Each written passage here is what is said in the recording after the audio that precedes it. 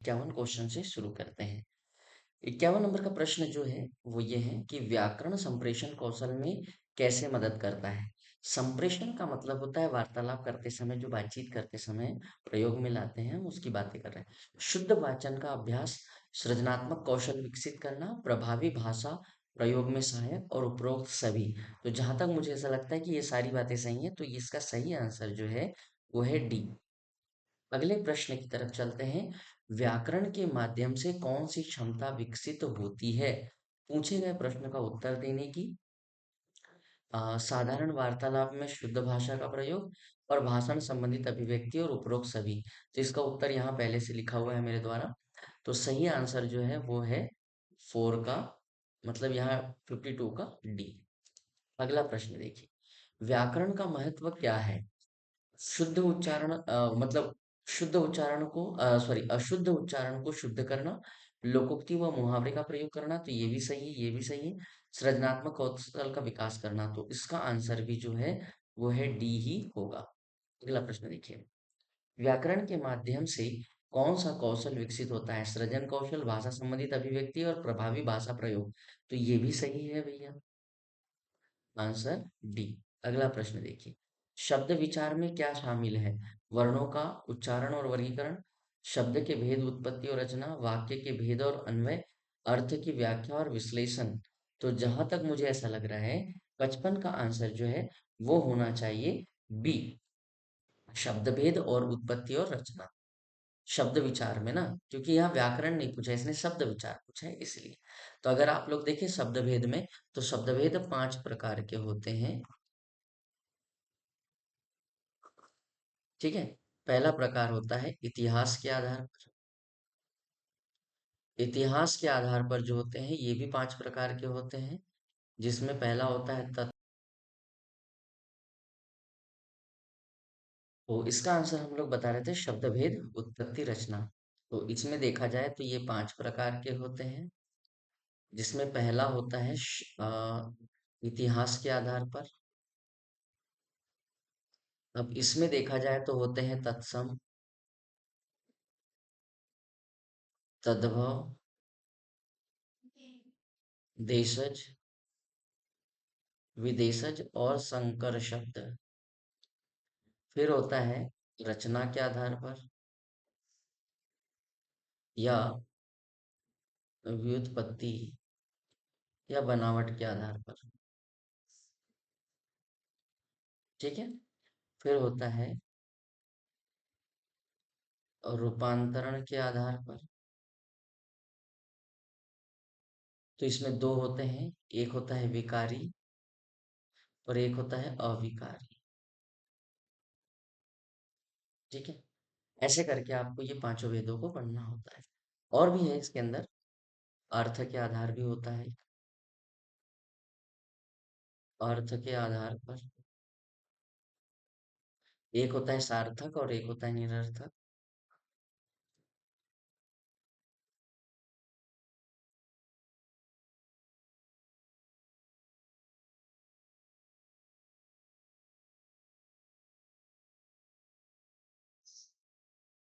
एक होता है निरर्थक, एक होता है सार्थक।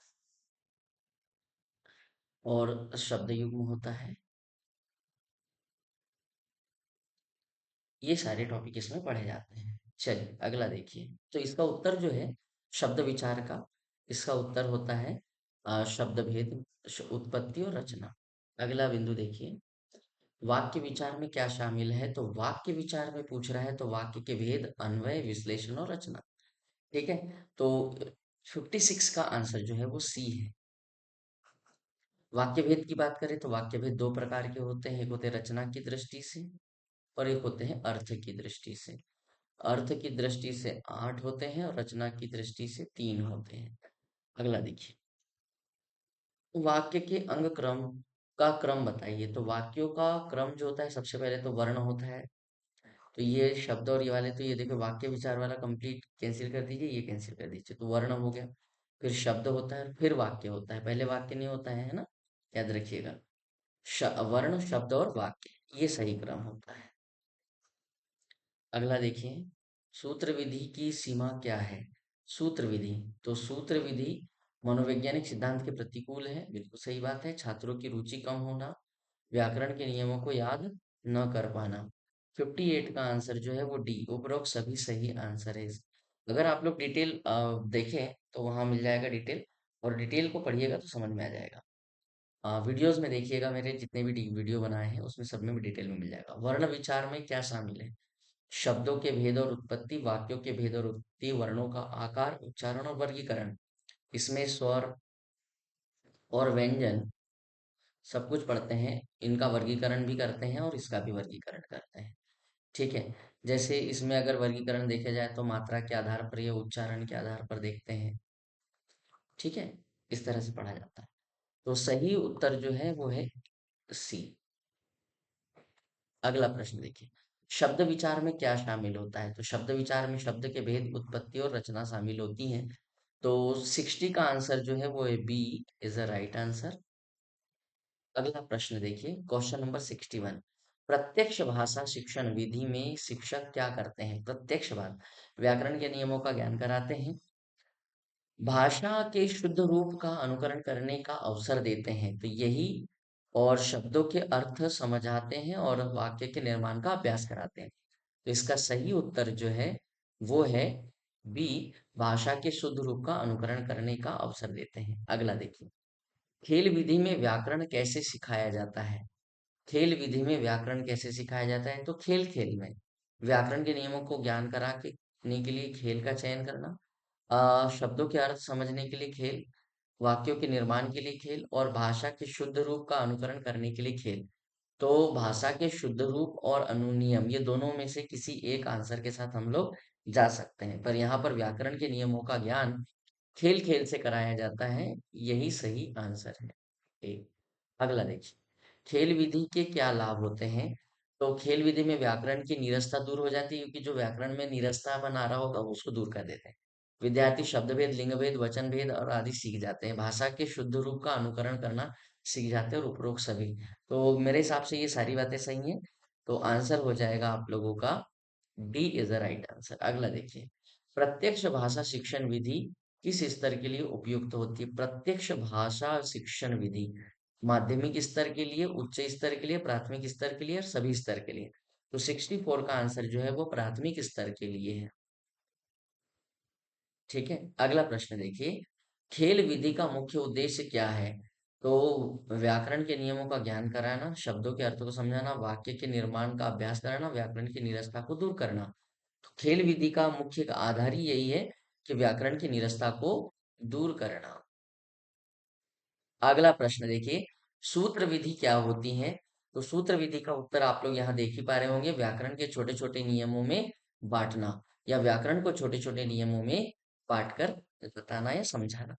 सूत्र विधि का संबंध किस विधि से है? तो सूत्र विधि का संबंध 67 का आंसर देखिए तो निगमन विधि से है, क्योंकि निगमन विधि में क्या होता है, पहले नियम बताए जाते हैं, नियम से उदाहरण की तरफ जाया जाता है, और आगमन विधि में क्या होता है, उदाहरण से नियम की तरफ आया जाता है।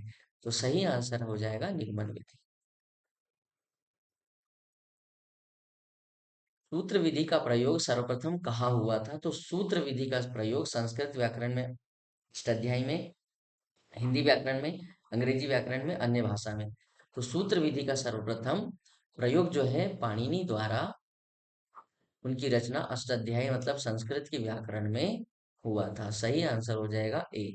अगला देखिए, सूत्र विधि के लक्षण क्या है? तो सूत्र विधि में अल्पाक्षरम संदिग्धम साहद विश्वतो मुखम अनुवद्यम, भैया ये संस्कृत विधि में प्रयोग हुई थी, इसलिए श्लोक इसी के साथ जाएगा, और यहीं पर आप लोग आंसर चयन कर लीजिए। बड़े वर्ण संदेह से भरपूर आंसर, ये सब नहीं करना है आपको अंतर। चलिए अगला देखिए, व्याकरण अनुवाद विधि का मुख्य उद्देश्य क्या है?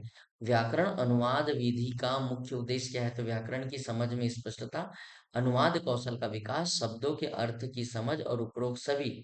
तो व्याकरण में अनुवाद कौशल पर भी ध्यान दिया जाता है, व्याकरण की समझ को भी देखा जाता है, और शब्द के अर्थ की भी समझ।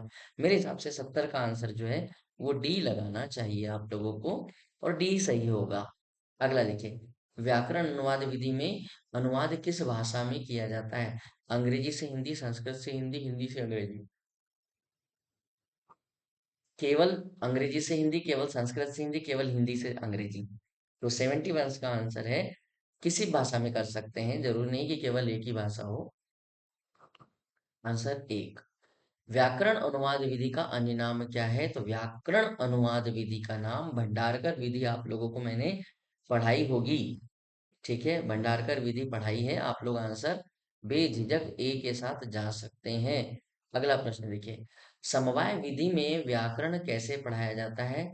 अलग से व्याकरण पढ़ाया जाता है, गद्य पद्य पढ़ाने के दौरान व्याकरण स्पष्ट किया जाता है, और तीसरा ऑप्शन है शब्दों के अर्थ समझाने के साथ और वाक्यों के निर्माण के साथ। तो समवाय विधि में क्या होता है, 73 की अगर बात करें तो गद्य पद्य को पढ़ाने के दौरान ही गुरुजी जो है, शिक्षक जो है, विद्यार्थियों को व्याकरण स्पष्ट करते चलते हैं। इसलिए जो सही उत्तर हो जाएगा वो हो जाएगा बी।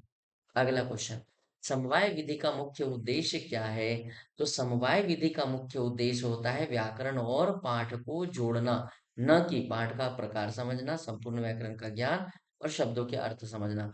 तो सही आंसर जो हो जाएगा वो हो जाएगा सी। अगला प्रश्न देखिए, समवाय विधि की सीमाएं क्या है? समवाय विधि कहाँ तक संकुचित या सीमित होता है? 75 का आंसर जो है, तो देखते हैं, संपूर्ण व्याकरण का ज्ञान नहीं मिलता, गलत मिलता है यार, पूरा तो नहीं मिल सकता है, पर मिलता है। पाठ का प्रकार नहीं समझ आता है, भैया समवाय विधि में भी समझ सकते हैं। व्याकरण की जटिलता बढ़ जाती है, हाँ ये थोड़ी सी बात हो सकती है। तो इसका सही उत्तर जो होता है, पूरी तरह से जो आंसर है वो है डी। अगला प्रश्न देखिए, समवाय विधि किस प्रकार के शिक्षकों के लिए उपयुक्त नहीं है? तो समवाय विधि जो होती है, अनुभवी शिक्षकों के लिए, व्याकरण शिक्षकों के लिए, प्राथमिक शिक्षकों के लिए, सभी शिक्षकों के लिए। समवाय विधि किस प्रकार के शिक्षकों के लिए उपयुक्त नहीं है? तो व्याकरण शिक्षकों के लिए उपयुक्त नहीं है, ऐसा कहा गया है। अगला, समवाय विधि का प्रयोग किस विषय में किया जाता है? व्याकरण में, साहित्य में, निबंध शिक्षण में, सभी विषय में। तो समवाय विधि जो होती है वो निबंध में, क्योंकि व्याकरण का उतना ज्यादा निबंध में प्रयोग नहीं होता है। तो 77 की अगर बात करें तो निबंध विधि में इसका, या निबंध शिक्षण में इसका प्रयोग होता है। इसलिए पीछे वाले क्वेश्चन को अगर देखें तो व्याकरण के शिक्षकों के लिए समवाय विधि उतनी उपयुक्त नहीं होती, क्योंकि निबंध में उतना ध्यान नहीं रखना पड़ता, बोले ना, इसीलिए। 78, समवाय विधि के आधार पर कौन से सिद्धांत होते हैं? तो समवाय विधि में मनोविज्ञान और शिक्षा शास्त्र के सिद्धांत हैं, दर्शन शास्त्र के, सामाजिक विज्ञान के और प्राकृतिक विज्ञान के। तो 78 का आंसर अगर आप लोग लगाना चाहे तो 78 का आंसर है मनोविज्ञान और शिक्षा शास्त्र के सिद्धांत इसमें होते हैं। ए आंसर लगा दीजिए। अगला, जॉन डीवी का कौन सा सिद्धांत समवाय विधि से जुड़ा हुआ है? बहुत ही महत्वपूर्ण प्रश्न है, आईएमपी प्रश्न है। जॉन डीवी, 79 का आंसर अगर आप लोग देखें तो सामाजिकरण का सिद्धांत इसके साथ जुड़ा हुआ है, जॉन डीवी का। बाकी ये सब अलग अलग लोगों के हैं, ये गांधी जी का है ना। चलिए अगला देखिए, निगमन विधि का विपरीत क्या होता है? तो निगमन का विपरीत होता है आगमन। निगमन का विपरीत क्या था? आगमन। अगला देखिए, लेंडेन के अनुसार निगमन विधि से में क्या किया जाता है? तो निगमन विधि में पहले नियम फिर उदाहरण बताए जाते हैं। यहाँ लिखा हुआ है उत्तर, आप लोग चाहे तो यहाँ से भी देख सकते थे। और हालांकि मैंने पीछे वाले क्वेश्चनों में बता भी रखा है, इसलिए घबराने की जरूरत। निगमन विधि के प्रयोगकर्ता कौन थे? तो निगमन विधि के प्रयोगकर्ता, अगर आप लोगों ने वीडियो ध्यान से पढ़े होंगे तो आंसर बड़े आसानी से आपको प्राप्त हो जाएगा। नाम है पाणिनि। हिंदी और संस्कृत में। अगला देखिए, निगमन विधि की परिभाषा क्या है? नियमों को पहले सिखाना फिर उदाहरण, उदाहरणों को पहले देना फिर नियम, नियम और उदाहरणों को एक साथ देना, केवल नियम सिखाना नहीं। नियमों को पहले सिखाना फिर उदाहरण की तरफ पढ़ना, ये सही आंसर होगा। अगला प्रश्न देखिए, 85, आगमन विधि के अन्य नाम क्या है? बहुत ही महत्वपूर्ण उदाहरण है भाई। आगमन विधि का अन्य नाम है अनुभवजन्य विधि।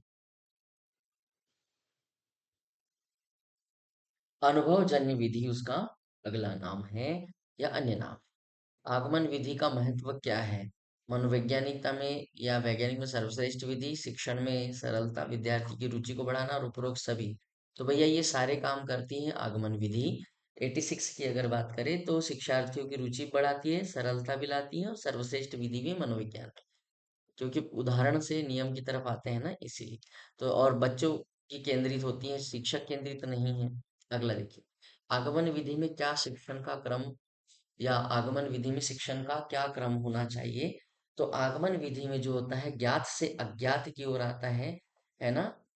हम्म। तो ज्ञात से अज्ञात की ओर आते हैं, ये इसका सही आंसर है। ये निगमन विधि का है।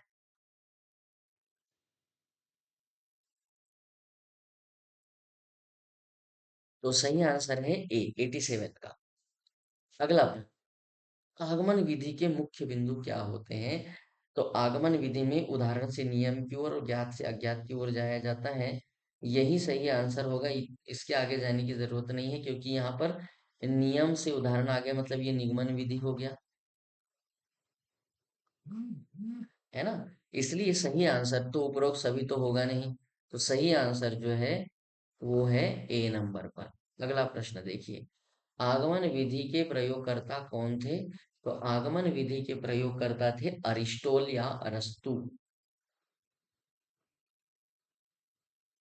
अगला प्रश्न, सूत्र विधि के अन्य नाम क्या है? तो सूत्र विधि का अन्य नाम है प्राचीन विधि, पांडित्य विधि, परंपरागत विधि।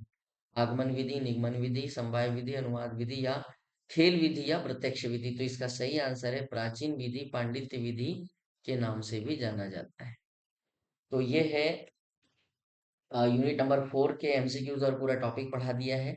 आप लोग अपनी तैयारी बहुत अच्छे से कीजिएगा, और केवल एमपी टेट तक सीमित नहीं रखे अपनी तैयारी को राजस्थान की तरफ भी लेकर जाए। राजस्थान की जो रीट की परीक्षा होती है छत्तीसगढ़ में देखिए, है ना? और भी राज्यों में आप लोग पेपर दे सकते हैं। बस एक बार अच्छे से पढ़ना है, सिलेबस यही होता है, सिलेबस में ज्यादा बदलाव नहीं होता।